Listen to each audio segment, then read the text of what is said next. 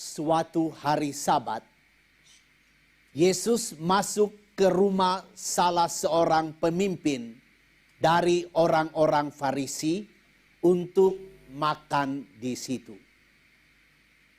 Semua yang hadir mengamat-amati dia dengan saksama. Melihat tamu-tamu berusaha menduduki tempat-tempat kehormatan, Yesus lalu mengatakan perumpamaan ini. Kalau engkau diundang ke pesta perkawinan, janganlah duduk di tempat kehormatan.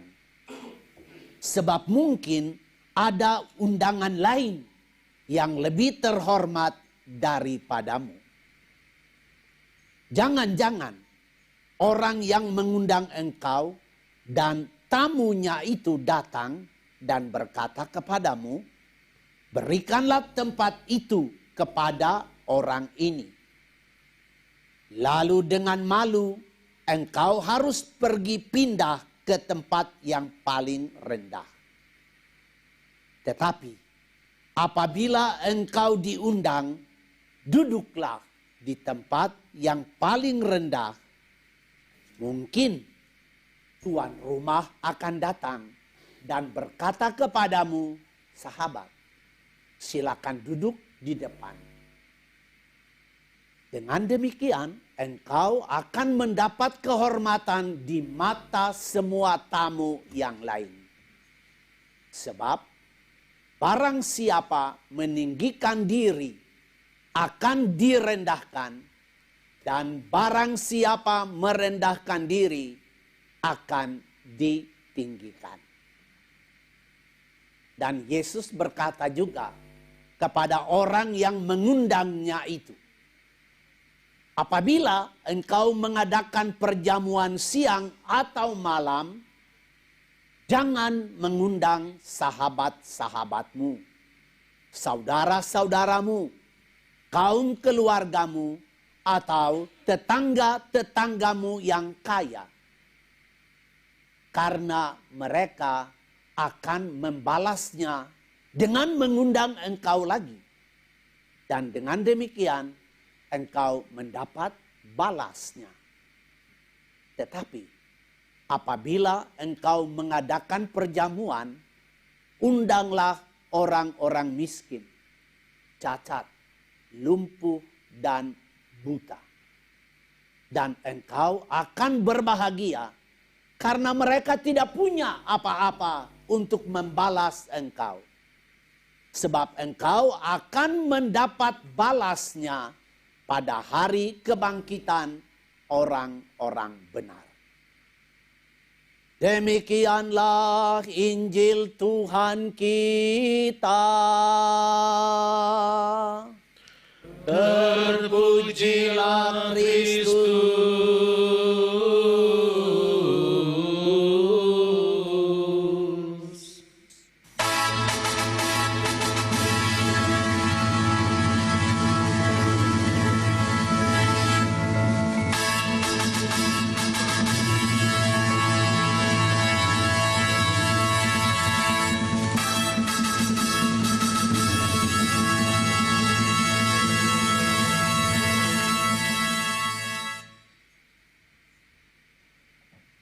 Sedikit.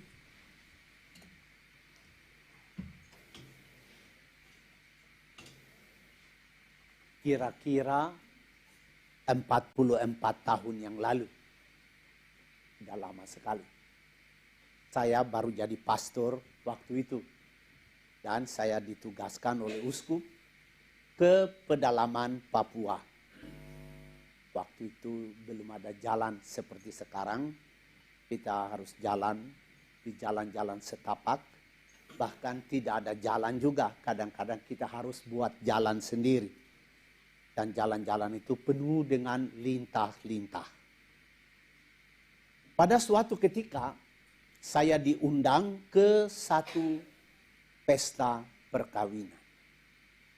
Saya datang dan saya melihat ruang pesta itu kosong, tidak ada orang di dalam. Banyak orang berdiri di luar mengelilingi ruang pesta itu. Di dalam ruang yang kosong itu ada bangku-bangku dan ada makanan, sudah siap makanan. Lalu tiba-tiba saya melihat seseorang dengan kertas panjang dan di dalam kertas itu tertulis nama-nama yang boleh masuk ke ruangan pesta itu. Bapak itu mulai membaca nama-nama itu. Veronica. Nah, yang namanya Veronica, dia akan masuk ke ruangan itu. Atau Dr. Jeffrey. Nah, udah nanti Dr. Jeffrey masuk ke ruangan itu. Jadi ruangan itu akan terisi penuh, tetapi oleh orang-orang yang namanya dibacakan. Yang namanya tidak dibacakan, dia tetap tinggal di luar. Dan banyak sekali orang tinggal di luar. Dan ketika ruang pesta itu sudah penuh, tetap saja banyak orang yang tidak dipanggil namanya berdiri mengelilingi ruang pesta itu. Itu yang saya lihat dengan mata kepala sendiri. Dan yang makan hanyalah orang yang di dalam itu. Yang di luar tidak. Mungkin mereka hanya hirup bau-bau sedap dari bakmi atau apa, sayur atau daging. Tapi mereka tidak makan. Tapi mereka menonton keadaan itu. Itu cerita pertama untuk permenungan kita hari ini. Cerita kedua adalah satu peristiwa terjadi kira-kira 30 tahun lalu. Artinya saya sudah tua ya, 30 tahun. Itu terjadi di sini, Gereja Bunda Hati Kudus, Kemakmuran. Waktu itu teman saya, pastor kepala di situ, dia mau memberkati satu pengantin. Dia sudah pakai pakaian misa, sudah tunggu karena mereka sudah janji jam 10 pagi. Tunggu-tunggu, pengantinnya tidak datang-datang. Akhirnya pastornya keluar dari sakristi dengan pakaian misa. Coba lihat-lihat, jangan-jangan pengantinnya sudah datang tetapi tidak tahu bahwa acara sudah dimulai. Tetapi tidak ada orang. Setelah dia tunggu beberapa lama, tiba-tiba sebuah bis berhenti di depan jalan Gereja Bunda Hati Kudus itu. Dan dari bis itulah turun kedua pengantin itu. Mereka memakai pakaian sederhana, pakaian putih, calon suami dan calon istri. Dan mereka datang menghampiri pastor yang sudah pakai pakaian misa. Dan mereka bilang, kami inilah pengantin yang mau diberkati. Satu pemandangan yang aneh sekali bagi saya, artinya ya itulah saya lihat waktu itu. Dan pemandangan itu tidak pernah lagi saya lihat. Barangkali hanya itu satu-satunya kah? Karena sekarang kalau orang menikah, wah, luar biasa pakaiannya indah-indah. Ya toh? Loyornya panjang-panjang. Pengantin pria juga harus pakai jas yang tidak tahu buatan mana. Ya pokoknya mewah. Baik pemberkatan di gereja maupun di acara pesta. Tetapi yang saya lihat pada waktu itu adalah keadaan itu. Dua pengantin itu turun dari bis. Dan mereka minta diberkati oleh pastor. Baru-baru saya baca satu buku Gita Nyali.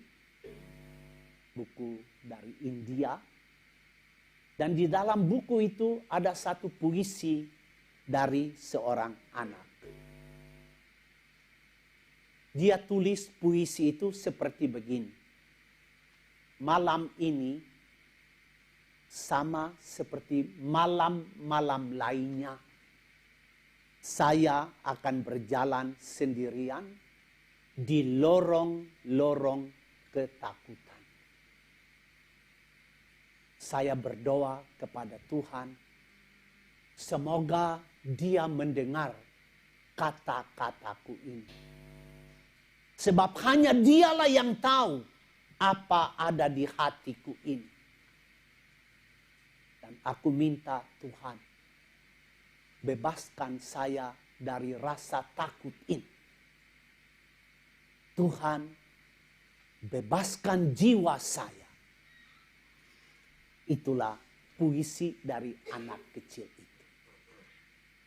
Nah, ibu bapak, saudari-saudara seiman, tema yang kita renungkan pada hari ini ialah tempat terhormat bagi orang-orang yang kurang terpandang. Bagi orang-orang yang tidak kita perhitungkan. Bagi orang-orang kecil. Orang-orang yang hidupnya tidak beruntung seperti kita. Orang-orang yang tidak menikmati kemurahan Tuhan seperti kita. Banyak orang seperti begitu. Mereka yang berada dalam keadaan sakit dan sakitnya itu tidak bisa lagi disembuhkan. Ada banyak orang yang hidup di dalam keadaan mimpi buruk. Mereka tidak mengerti mengapa mereka masuk di dalam situasi kegelapan itu. Mereka tidak bisa tahu apa yang akan terjadi. Masa depan mereka itu seperti apa. Mereka ingin dibebaskan dari rasa takut itu.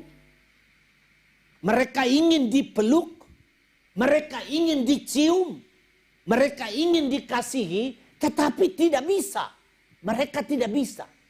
Dan ada banyak sekali manusia-manusia seperti begini di tengah-tengah kehidupan kita.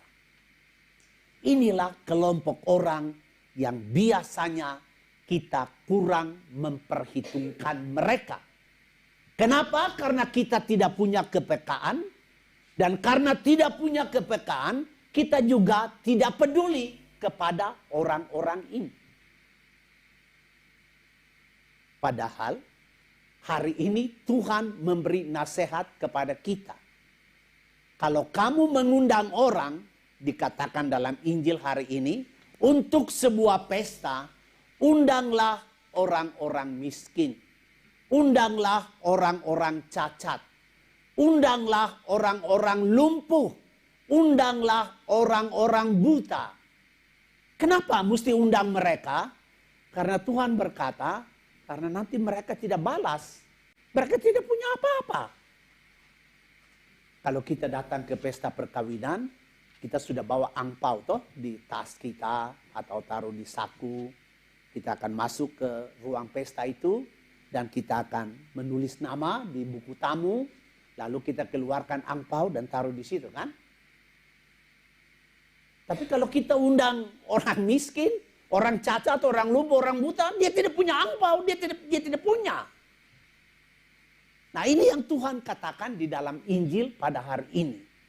Kalau engkau membuat pesta, undanglah orang-orang seperti begitu. Karena nanti mereka tidak bisa balas engkau. Lalu kita akan tanya, siapa yang akan membalas? Injil hari ini menulis, engkau akan dibalas pada waktu Allah memanggil engkau. Pada waktu kebangkitan orang-orang benar, engkau akan dibalas di sana. Ibu-ibu, bapak-bapak, saudari-saudara seiman, Injil hari ini mengingatkan kita bahwa begitu banyak orang hidup dalam keadaan tidak beruntung, dalam keadaan tidak terpandang, dalam keadaan tidak diperhitungkan karena pelbagai macam alasan. Entah karena mereka sakit, ekonominya tidak baik, Entah karena memang mereka malas, entah karena memang nasibnya sudah begitu. Banyak orang seperti begini berada di keliling kita, berada di sekitar kita. Nah, hari ini Tuhan ingin supaya kita-kita ini yang telah mengikuti Dia, kita harus berjuang untuk menyediakan tempat-tempat terhormat supaya orang-orang yang kurang beruntung ini mereka bisa datang ke tempat terhormat itu. Apa yang Tuhan maksudkan? Supaya kabar gembira, supaya kerajaan Allah juga sampai kepada orang-orang ini. Jangan mereka terus tinggal di dalam situasi kemiskinannya tanpa menikmati kemurahan Tuhan. Kita mesti punya hati membawa mereka untuk juga menikmati kemurahan Tuhan melalui kita. Nah, ibu bapak, saudari-saudara seiman, saya memberi beberapa contoh konkret saja. Bagaimana kita memberi tempat terhormat itu bagi orang-orang yang kurang terpandang ini. Apakah kita harus mengundang mereka untuk datang ke Shangri-La untuk pesta bersama-sama dengan kita? Ya mungkin dia juga tidak akan mau. Karena mungkin pakaiannya tidak bagus. Ya saya mungkin dia akan merasa, wah tidak pantas lah. Saya mesti pergi ke hotel itu. Hotel begitu mewah. Pasti mungkin dia tidak mau. Lalu bagaimana caranya kita memberi dia tempat terhormat? Bagaimana caranya kita membuat dia merasa beruntung. Menikmati sedikit kemurahan Tuhan. Dia membutuhkan teman, sahabat. Sahabat yang menghibur dia. Sahabat yang mendengar dia. Sahabat yang memegang tangannya. Dan bersama-sama menghadapi masa depan yang dia tidak tahu dan saya juga tidak tahu. Bagaimana caranya menyelamatkan orang-orang seperti begini? Orang-orang di jalan itu yang tidur malam-malam di jalanan itu. Di dalam gerobaknya. Ya, bagaimana caranya menyelamatkan orang itu? Masa depannya tidak jelas bagi dia. Bagi saya pun yang menolong dia tidak jelas. Tetapi dia butuh teman. Pegang tangannya. Ayo sama-sama kita menghadapi masa depanmu yang engkau tidak tahu. Dan saya juga tidak tahu itu. Dia butuh spiritualitas persahabatan. Dia butuh kehadiran kita di sana. Di rumahnya, di tempatnya, di situasinya. Dia butuh kehadiran kita di sana. Nah, ini caranya kita membuat dia merasakan sedikit kemurahan Tuhan. Dengan hadir di tempatnya. Dengan berbicara dengan dia. Mungkin kita pegang tangannya. Mungkin kita memeluk dia. Mungkin kita memberi dia sesuap nasi. Itu sudah tanda yang membuat dia bahagia. Dan tanda juga bahwa saya peduli kepadanya. Saya tutup permenungan ini. Tuhan yang mengajarkan ini kepada kita adalah Allah yang Maha Rahim. Yang sudah memberi tempat terhormat bagi ibu, bapak, dan saya. Kita ini semua pendosa. Dan kita tidak punya hak sedikit pun untuk masuk di dalam kerajaan surga. Yang tahu siapa tamu terhormat itu hanya tuan rumah. Makanya tadi dikatakan kalau kamu datang jangan langsung duduk di depan. Karena mungkin ada tamu yang lebih terhormat daripada Anda. Nah yang tahu tentang tamu terhormat siapa itu hanya tuan rumah, ibu bapak. Nah yang tahu tentang kita hanyalah Tuhan. Dia tahu kita punya situasi. Dia tahu kita duduk atau kita berdiri. Dia tahu kita tidur atau kita berjalan. Dia tahu dengan amat tepat apa yang kita perbuat. Dan di hadapan dia tidak ada satu kita pun yang dapat dibenarkan di depannya oleh karena kelemahan manusiawi kita, kelemahan kedagingan kita, kelemahan hawa nafsu dan kelemahan duniawi kita.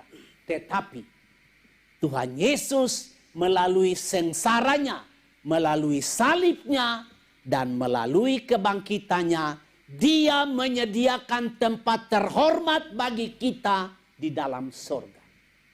Kita punya harapan pada waktu kita mati, kita dapat bersekutu dengan orang-orang kudus, dengan para malaikat di dalam surga. Itulah tempat terhormat yang diperjuangkan Tuhan Yesus melalui sengsara, wafat, dan kebangkitannya. Dia meminta kita juga belajar dan berani memberi tempat-tempat terhormat bagi siapa saja yang kurang terpandang, kurang diperhatikan, kurang dipedulikan, orang-orang miskin, orang-orang yang tersingkir, orang-orang yang tersisi, orang-orang yang tidak dapat membela dirinya. Orang-orang yang ingin dikasihi tetapi dia tidak bisa. Dia betul-betul hidup di dalam mimpi buruk, di dalam kegelapan, dan Tuhan minta kita peduli kepada orang-orang ini. Keuskupan kita, Keuskupan Agung Jakarta, pada tahun ini sungguh sangat menaruh perhatian kepada kaum kecil ini.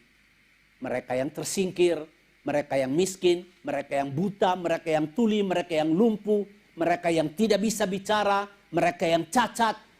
Gereja di keuskupan kita pada tahun ini, tahun martabat manusia, sangat menaruh perhatian kepada orang-orang ini.